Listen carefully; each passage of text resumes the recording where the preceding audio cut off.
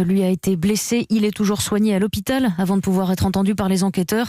On sait aujourd'hui qu'il s'agit d'un Tunisien de 21 ans arrivé par l'Italie, par l'île de Lampedusa. À Nice, 2 personnes qui auraient été en contact avec lui ont été interpellées. Le gouvernement a décidé de placer le plan Vigipirate au niveau urgence attentat et des mesures de sécurité ont été annoncées. À l'issue d'un conseil de défense convoqué à l'Élysée, Aude-le-Roi, la force Sentinelle notamment va passer de 3 000 à 7 000 hommes.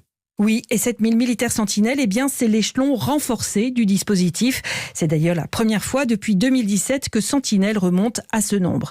Ce sont donc 4000 hommes et femmes qui sont appelés en renfort. Leur déploiement total sera effectif en milieu de semaine prochaine. Ces soldats sont tous issus de l'armée de terre, ils étaient en alerte et parmi eux, on compte environ 10% de réservistes.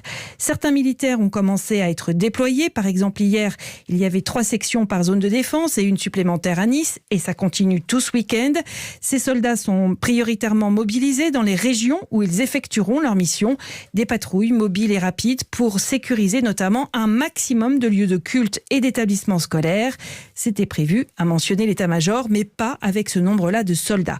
Dernière précision, en plein confinement, évidemment, le port du masque, les distanciations et les gestes barrières sont de rigueur pour les sentinelles. Les précisions d'Aude-le-Roi pour Europe 1. À l'étranger, le